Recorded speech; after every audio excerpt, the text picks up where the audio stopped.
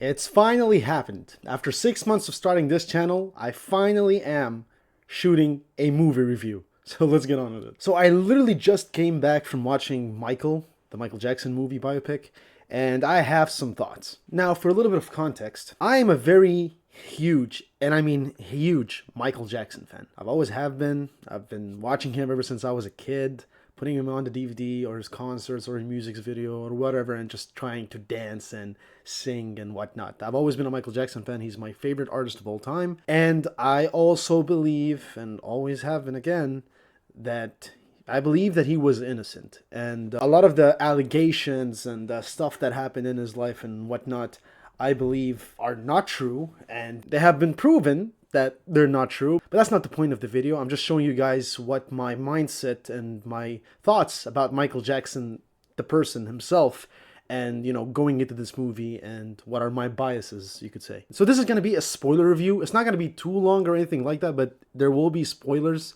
Well, I mean, it's a Michael Jackson biopic, so like, if you know Michael Jackson, then it's not really a spoiler, but I mean, you know, just a fair warning. So I've been seeing a lot of reviews, like IGN putting a 3 out of 10, for example, and, you know, 31% on Rotten Tomatoes or whatever, and I was like, huh, okay. You know, first of all, IGN, I mean, we all know IGN's rating, right? Nobody really cares about their ratings. Not a lot of people also care about Rotten Tomatoes or whatnot, but they are usually pretty good at determining what a good movie is and what a bad movie is. Well, not usually, but sometimes, let's just say that. I mean, they gave 98% on the tomato meter for Leaving Neverland, where the documentary was already debunked. There was a lot of misinformation and whatnot, and everything there was just a cash grab, and they gave it a 98%. So, I mean, you see what I mean? And, you know, I saw all these reviews and stuff, you know, come out, and I was like, huh? Really? Now, this being a movie about Michael Jackson and, you know, how the media and the tabloids have always been sort of against him, even till this day, I really did not give a shit about the ratings that I saw, because really a lot of it is coming from people who really want, you know, the allegations and the propaganda and whatnot. They want it to be featured in this film. And the thing is, some of the reviews don't even make sense, because they talk about, oh, where are the allegations? They brushed over the allegations. They brushed over this and that. The movie ends in the Bat Tour in 1988. The allegations happened in 1993. So that would happen in the second movie, not this one. So I don't really understand what y'all expected. I mean, the controversial stuff that was in that time period was, of course, Joseph Jackson and how he abused Michael, and also the change of appearance, like the nose, for example, which this movie does address, and also the whole skin color sort of turning more into white, basically. And they explain in that movie that Michael Jackson has vitiligo, and, you know, still a lot of people to this day say that he didn't want to be black. He does have a vitiligo. It's in the autopsy report, and, you know, this movie says he has a vitiligo. Like, it's not something that you could just say, oh, it's just bullshit. It's there. Now, obviously, this movie is made by the Jackson family, so it's hardly, you know, looking at it from an unbiased perspective, right? And let's be honest, it's dramatized a lot because it's a movie by the end of the day. But, like I said, the allegations didn't start until 1993, so I don't know what y'all expected. That's one thing I do not agree with the reviews at all. But let's move away from the negative stuff a little bit and let's go to the amazing stuff. Jafar Jackson is crazy. This being his debut into acting career, and he absolutely crushed it. The thing is, with casting Michael Jackson, someone to play Michael Jackson, it's very hard to nail it on the spot. Because on one hand, if you do everything perfectly, then you will just sort of be more of an imitation than, you know, actually embodying the character and being Michael. And on the other hand, if you're just trash, then you're trash, and we don't believe that's Michael. So there's a very fine line on which, you know, you can nail that cast. And Jafar Jackson, man oh man, absolutely crushed it. The way he dances, the mannerism, his soft voice, and, you know, the way he speaks and everything like that, it was just bang on the dot. Like, even his looks and whatnot, there are some shots here most of the time where, you know, while it's in motion, the reality between it being Jafar Jackson or Michael Jackson really starts to, you know, close in. A lot of the times while I was watching this, I totally forgot that's Jafar Jackson. I was under the illusion that I'm actually watching Michael Jackson. And it's just incredible. I mean, all props goes to Jafar Jackson. Absolutely crushed it. And this is his debut acting career. he can really go far in the movie industry. I truly believe so. Phenomenal actor. Giuliano Valdi is an amazing young Michael Jackson, truly. The guy can dance, you know, he got that swag on him. He has that Michael Jackson swag on him. And he really nailed as well the mannerisms of a young Michael. Like, truly, also an amazing actor. The actors in this movie are amazing. You got Miles Teller, you got Coleman Domingo, of course, as Joseph. You got Nia Long as Katherine Jackson. Also, you got Keelan Dorrell Jones playing as Bill. And not gonna lie, he was a phenomenal character in the movie, truly. And the actor absolutely crushed it as well. I've never heard of the actor myself, but he was one of the best, you know, characters again in the movie. So the movie does show some of Michael Jackson's challenges. So obviously you got the vitiligo, you got the abuse from his father Joseph, and also they do explain the whole thing with the Pepsi commercial that went wrong that, you know, lit Michael Jackson's hair on fire, and what happened after that, and that's how, you know, the pain medication sort of got into his life, and that's how it all started basically. And they do go into that, so you do get some of that stuff that, you know, the people want to see. However, I would say that a lot of them were sort of like not super in depth. And so what I mean by that is the Joseph Jackson abuse part takes center stage. Like, that's the focal point, that's the enemy of the movie. That Joseph Jackson is sort of the villain in this movie, and they really fixate on how he was abusive to Michael, both physically and verbally, you know, of course, about the nose and whatnot, which led Michael Jackson to wanting to achieve this perfect symmetrical face with a small nose and whatnot. So they do delve into that pretty well. But like the vitiligo thing, for example, they didn't really go too much in depth with it, or how Michael Jackson, you know, was truly affected by it. They didn't do any of that. I do think that in part 2 will become more significant, because in part 2 his skin is, you know, way lighter than it is in back in the 1980s. The Pepsi incident also, like I said, they did go a little bit into depth with it, but then again, they didn't really fixate on it. And the thing is with this movie that I can kind of see how some people are a little bit disappointed, I guess, is that the movie flies by quickly. So you start off with, you know, young Michael and the Jackson family, right? And you spend around 40 to 45 minutes on that stage, right? How they rose to fame, right? And then Michael Jackson's all grown up. He's doing Off the Wall. And then second later, you're doing Thriller. We stick with Thriller a little bit. And then you end up in Bad, and Bad is the last one, and it's just one song from the Bad that they actually emphasize on, which is Bad, the song, and you get that Bad concert at the end, and that's the end of the first movie, right? So it does go fly by really fast. It's sort of like a montage in a way, right? But then again, I understand it's a 2-hour movie, and you try to cover what, like 26 years of Michael's career in 2 hours, especially with someone as big as Michael Jackson, is going to be tough with that duration.